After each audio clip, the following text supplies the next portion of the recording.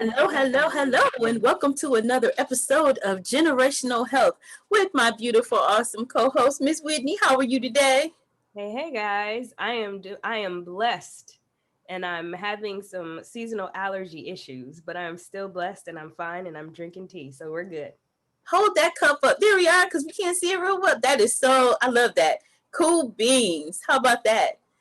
Hey, let's start the day out. It's cool beans. Before we get started, everybody, don't forget to like, share, and subscribe. Share this information with somebody else. Today, we are going to have a little relaxing journey, and we're going to talk about me time and the importance of me time. So I'm going to, let me see, swimming and water and the spa, cool, relaxing. What is it? Okay, so I have some funny stories about going to the spa, and I'm going to share those with you, but I'm going to swim on over to your side. I'm just trying to get some waves of water going on to relax us, put us in the mood of being relaxed. So Yeah. what do you think about me time? What does me time mean to you, Miss Whitney?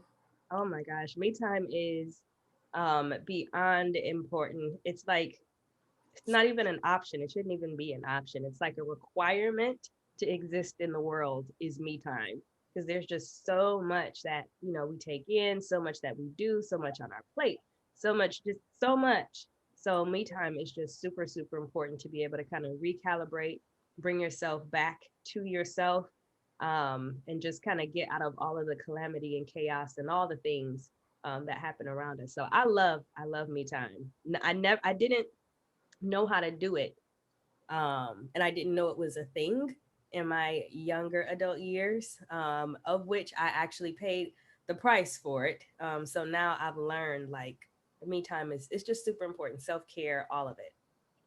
Absolutely, it is. And one thing, your voice is so relaxing to me. It's just like it's just so calm and it's so peaceful, and I could close my eyes and it's just cool. It's really peaceful. I think though, can you turn your volume up just a little bit so I Oh, can of kind of course. hear you, because I'm like I'm actually wanting to get on a pillow and just relax and just listen to you talk. Yes, of course I can turn me up. I think sometimes what happens is that better? Oh, much better, much better. My settings reset for some reason, but here we go. I'm good. All right. Well, I think that's great, because I know on my side, I get so excited, and there's some wonderful things that I want to, talk about. But I get so excited that my voice elevates, and then your voice comes down, and then it's like I'm over here all excited, and then I'm here wanting to take a lay on the pillow. So for me time, you and I, we were just talking about, I just took a trip out to Chicago to support one of our well, who's now become such a close friend of ours and feels like family.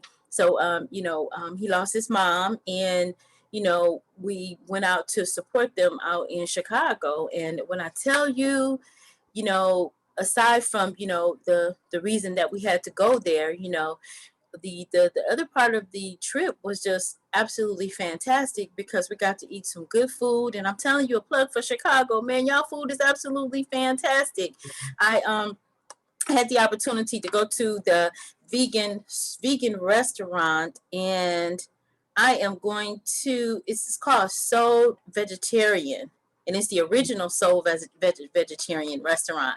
The food was absolutely fantastic. We're going to do actually a review on the food there. Fantastic, you all. You wouldn't even never knew.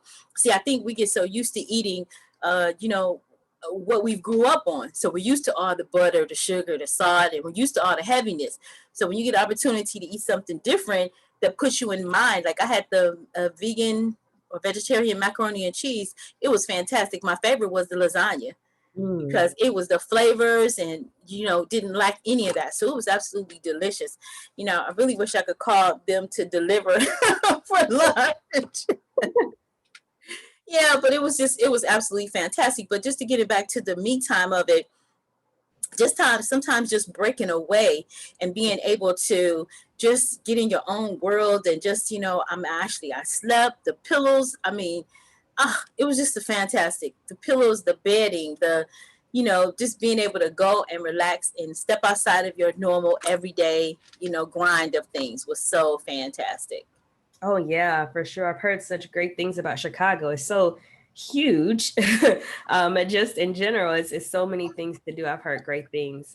We've been there a few times. We actually went maybe a month or so ago. We had some issues with our car, but it ended up being a time for us to have some self-care as a family.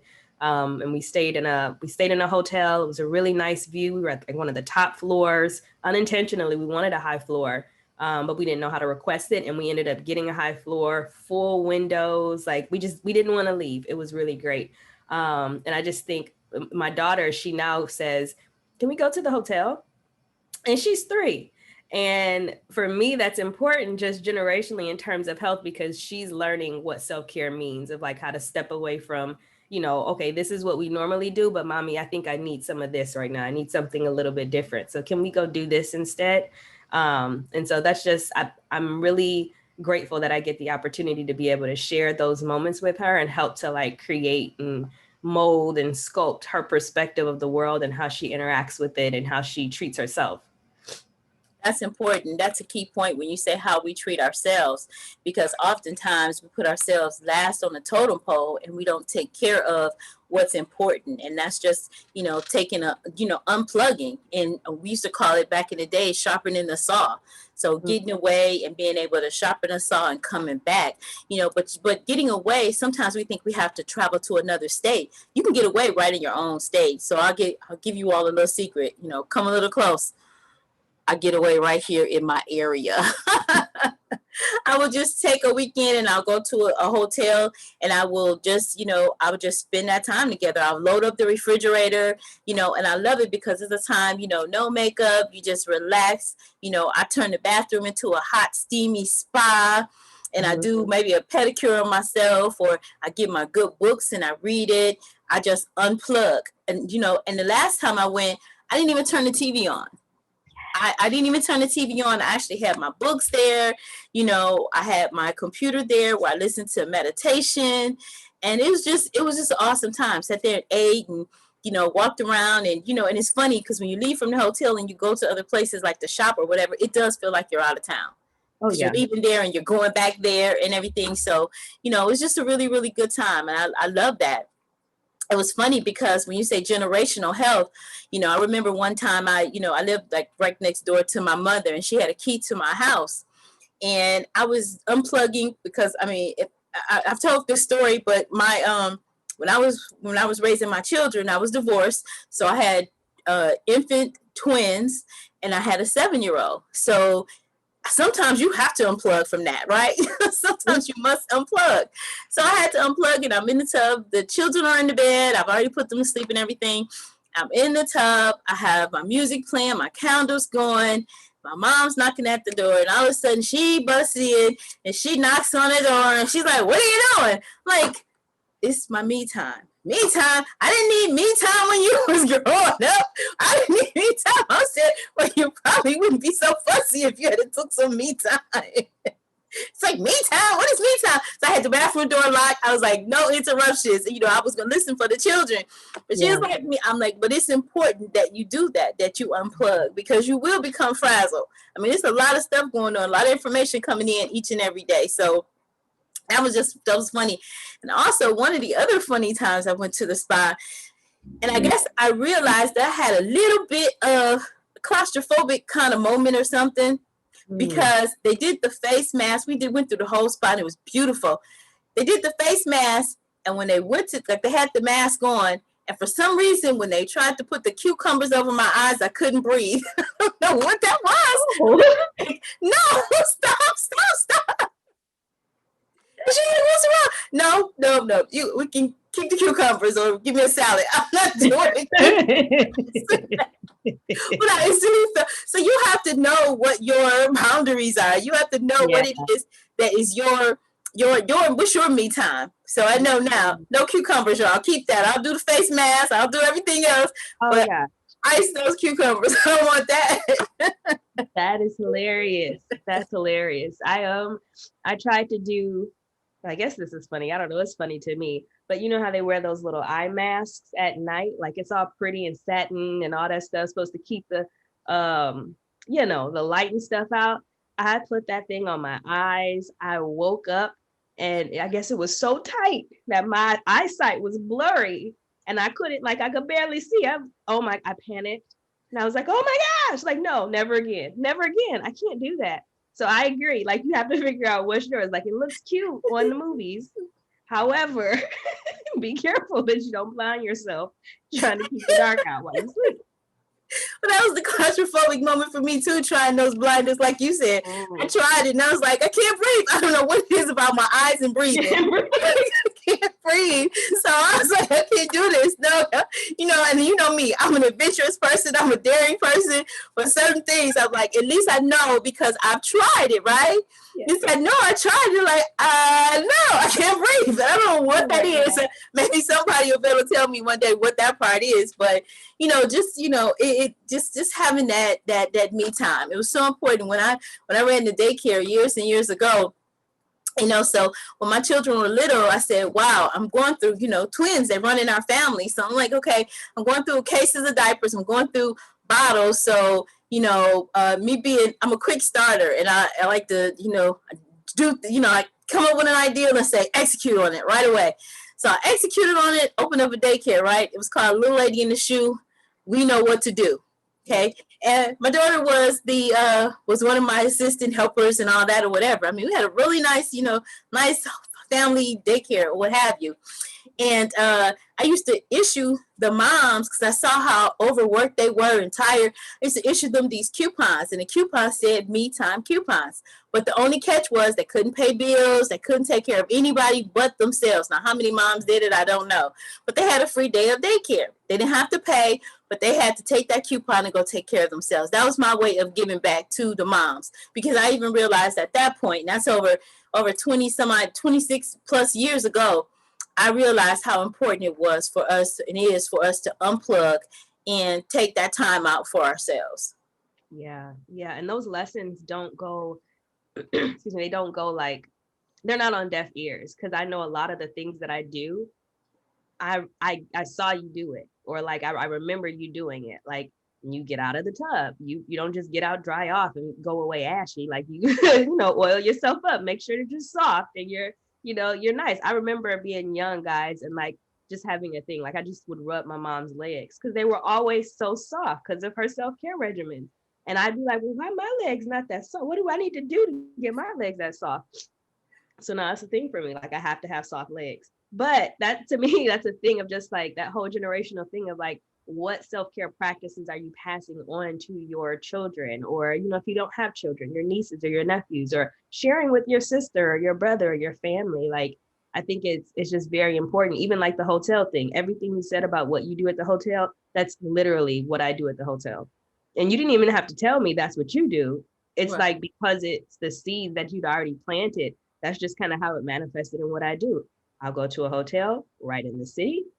I'll relax. I won't turn on the TV. I'll bring my little foot spa and, throw my little stuff in there, give me a little pedicure, sleep if I need to sleep, turn on meditation if I need to meditate. Like, last time I was there, I did yoga standing on top of the bed. I was like, and who gonna stop me? Nobody. Nobody gonna stop me. This is just what I feel like doing right now. But that's what self-care, it gives you the time to like turn around and look at yourself and ask yourself, what do you need and how can I help? That's really good. I like that. What do you need and how can I help you? Because, it's so funny.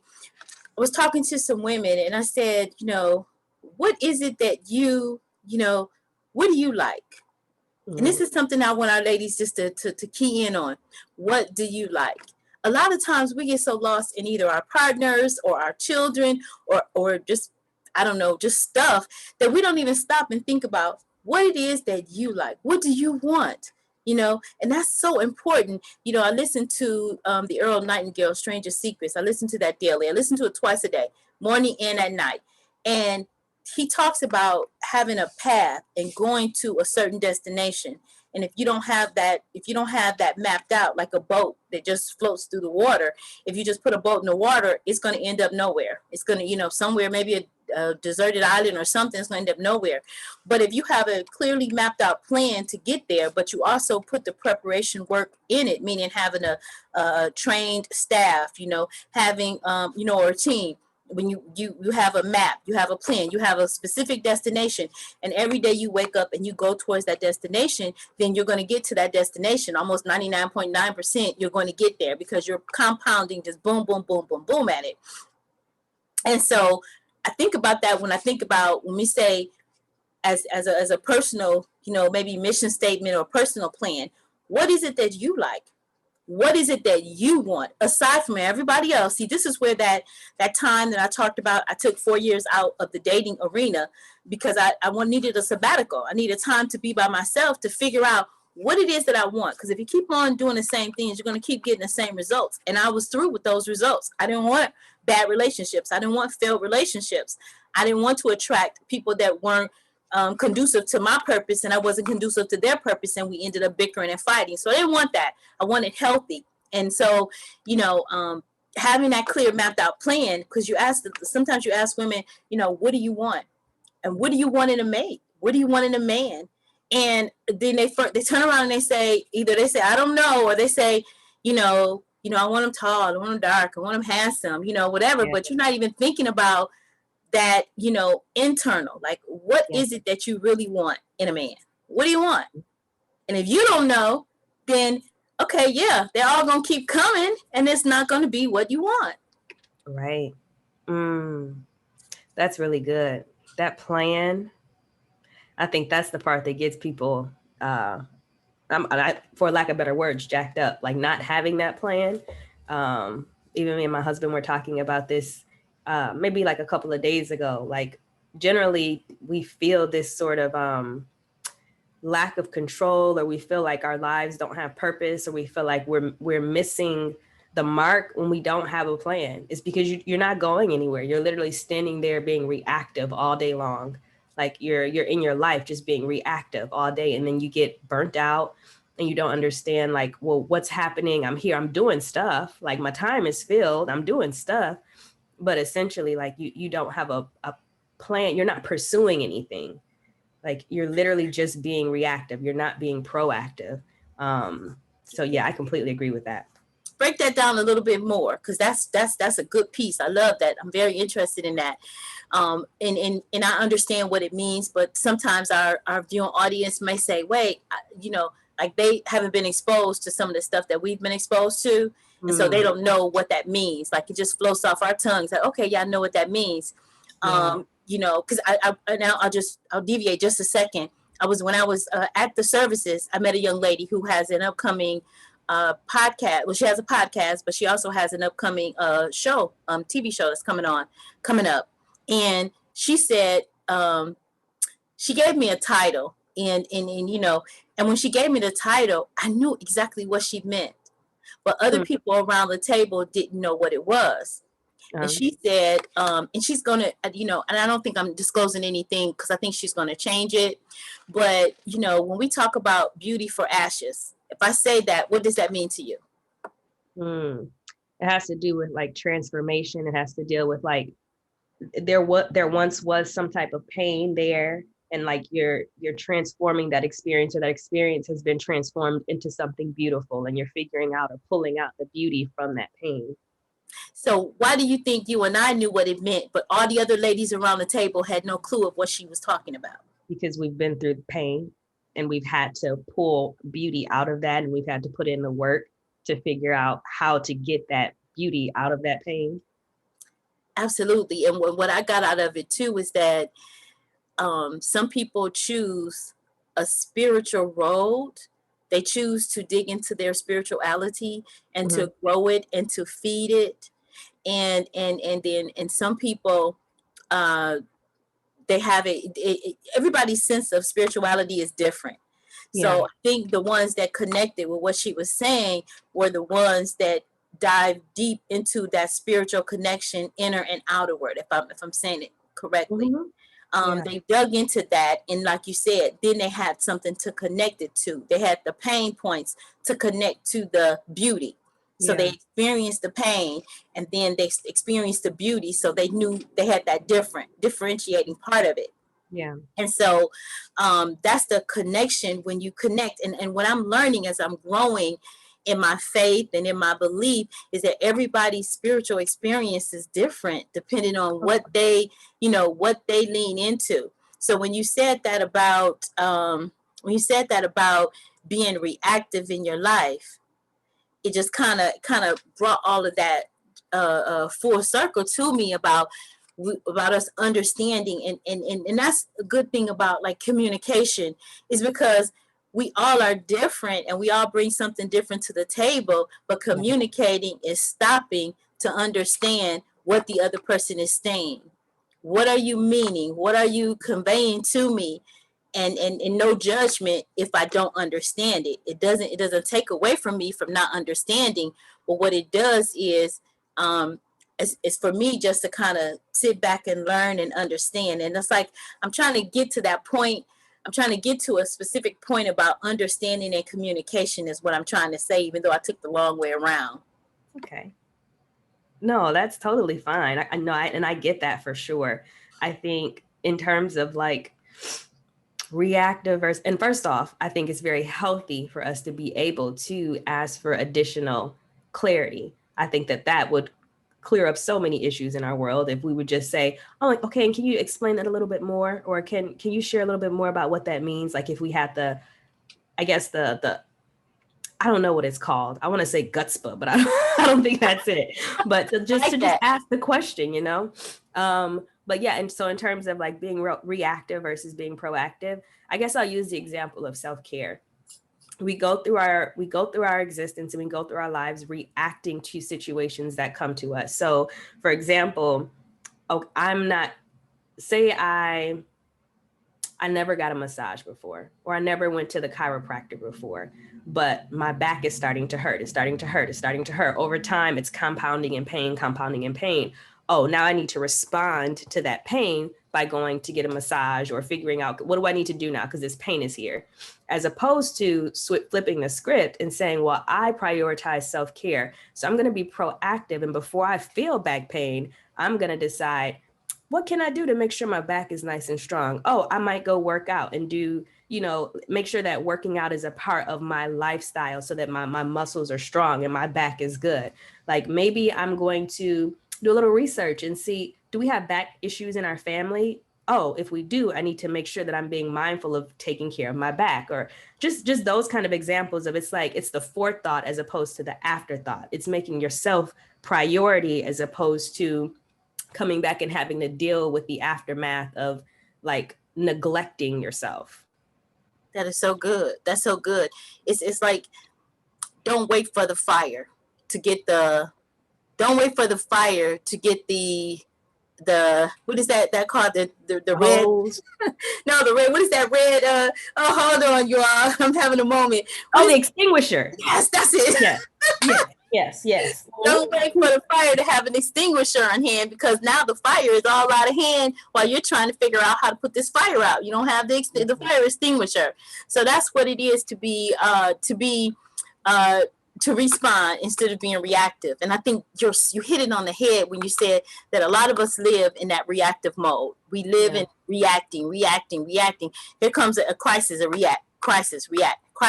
How do I figure it out in a moment? So we all stay at that pace where our nerves are frayed, and we're like, causing ourselves health issues and emotional torment because we have not stepped into that reactive place. We are, proactive place, because we stay in the reactive place. And I think that's where that me time, I think you and your sister, you guys have it, it's so funny.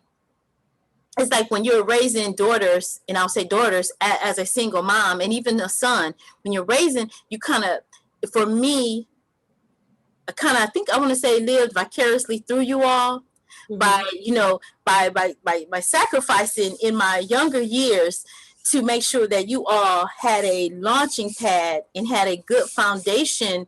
We may not had, tons of money, but implementing things into you and having you to experience certain things so that when you launched into your adult lives, you would have the equipment and the tools. Because I think one of the things that's so like one of the paranoias that I had as a single mom is like, man, if something were to happen to me, then how are they going to get all this that I want to give them? So sometimes I felt like I was just kind of like just throwing up information on you guys, like, boom, here you go, take all this, so that you can all be, so that you could be, sufficiently equipped.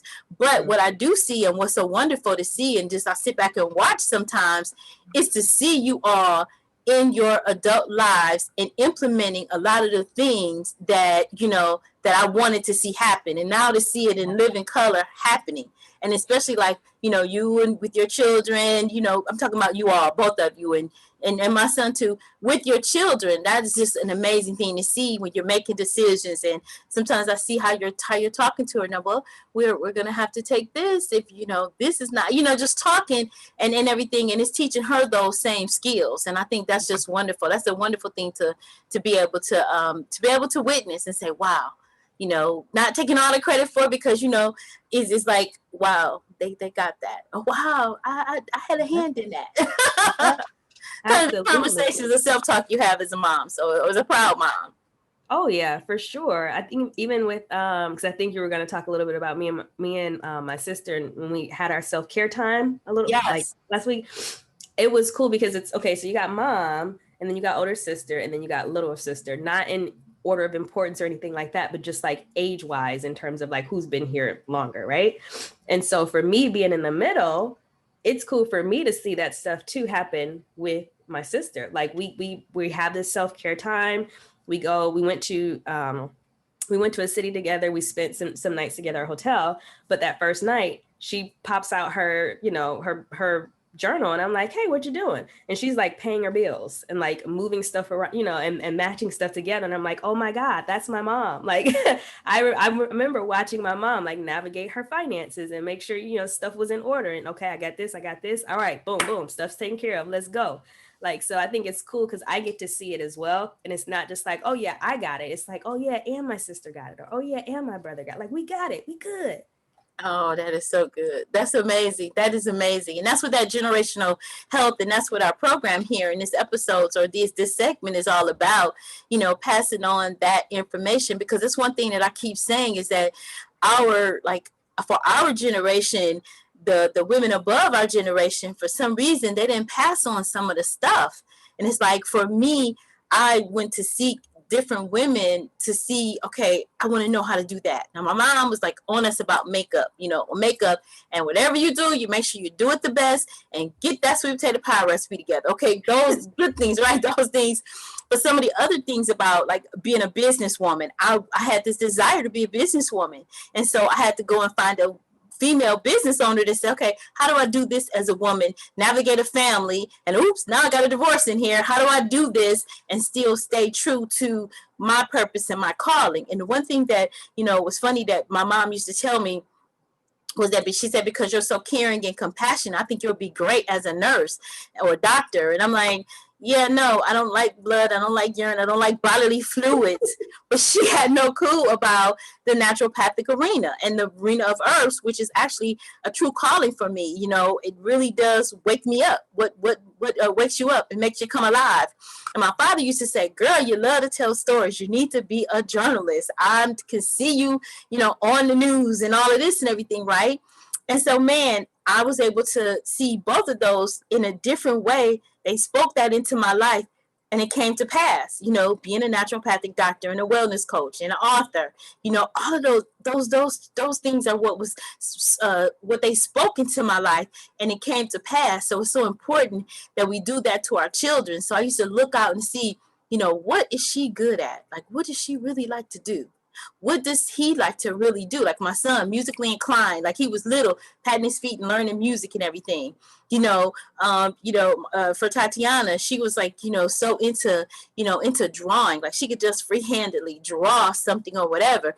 But you were like, I mean, you used to be in the back, like your intellect was just so high. You would be in the back as a little girl and you say, I've fallen and I can't get up. You would memorize all of these commercials and everybody would crack up laughing because you were like, 2 or 3 years old, like, where's the beef? Where did that come from? So Oh God. and then we would exercise, and again, like you're in the exercise arena, and you be right there lifting legs, doing leg lifts, and doing all this other stuff. So it's just funny how when you speak into your children's lives and then watch those things come to pass, it's so amazing. So we still have, the best is yet to come because I can't wait to see some other things unfolding. So, but that's what generational health is all about. We talk about the overall health of us, as people. It's a lot of things, because we're so busy every single day, we don't just stop and just reflect and just enjoy the little things and enjoy those milestones, like those mini success, those mini wins. You have to enjoy those. And as you continue to build those stories. But it's important that we pass on those stories to our children and we keep the legacy, we keep the family, we keep the information alive and passed on from generation to generation. Yes, absolutely. Absolutely. I think I would. That was so good. I just felt back at home while you're talking. It just makes me feel like home. But yeah, I would just say, I guess to anybody that's out there that you're like, well, I'm frazzled. I don't have time for me time. There's so much going on. There's this, that, and the other. Like, you have time. You have to make it. You have to prioritize it. Like, you have to create the space for your peace in order for you to be able to handle all the other things that are on your plate, in order to be able to interact with people and show up as your best self, your, sharpest self, your kindest self, your most compassionate self. If you're frazzled, it's like if you show up and you're starving, your mind is, your body is literally, you're just starving. You're not thinking straight. Your systems aren't functioning properly. Like you're starving for something, right? And so that's what you're thinking about. You're constantly thinking about starving. I need to feed myself. It's the same way, I think, with self-care. If you show up to situations and you are completely depleted from a spiritual perspective or from just a care perspective, having not had any me time, like, you're going to be resentful to people in that situation because they're taking up your time. You're going to have like your own issues in terms of feeling like you're not accomplishing what you need to get done because your mental space is just not there to be able to handle the load that you actually can handle or could handle if you had taken the time for yourself. So if you think you don't have time, you've got to make the time, prioritize the time. And I'm not saying spend 6 hours in a bathtub with some bubbles and champagne. I'm not saying you got to go that deep. I mean, if you have a day and that's what you want to do, that's what Ms. Tab says, that's your business. But if you 10 minutes a day compounds, it builds over time. 20 minutes a day over time, like, it compounds and it really does matter. So make the time. You have the time. Absolutely. And something that you blessed me with, you told me every time, ladies, this is a little hack. Every time you go to the restroom, do your squats. Every time you go to when I go to the restroom, now not every time, I'm still working on that habit, but I'm very mindful to do my squats because we say, oh, we don't have time to exercise or we don't want to go, to the gym or what have you. I have to put a plug in for my cousin, Mr. Cecil, Mr. Bitcoin Cecil, plug in for him because he doesn't go to the gym and put on sweats and all of that. He goes to the gym. He does, a few things maybe on the treadmill or he does something in, lifting some weights or whatever. He's back on going to the next thing that he needs to do. But if you look at him, he's swole, So it just reminded me that we think we don't have enough time because we haven't, like, oh my gosh, I have to take, an hour in the gym and I got to take an hour to, to get myself back together to go in a day. That's 2 hours out of my day and drive to 3 hours. I don't have that time. But if you put those many things in, I think it was Lisa Nichols that talked about it as well, how she used to do lunges in the airport from one gate to the next gate, and how she used to do all of these things, and that would help her, and it helped her to get to her ideal weight. So I'm incorporating that. I'm really working on it. I'm working on my legs. I'm working on, just strengthening my legs and doing things that I need to do to be my best self. And like you said, taking that quality me time out. And me time also means that you are important. So taking care of yourself is very important. Mm-hmm. I just love our conversations. I get relaxed. Sometimes I feel like, okay, I forget we're actually taping a podcast. That's how authentic it is. And I'm like, this is actually, everybody, an opportunity for us to spend time together, being in separate areas. I look forward to this time together. So if you were to leave our people with anything today, Miss Whitney, what would you tell them? I would tell them you are worth your time. So make time for yourself.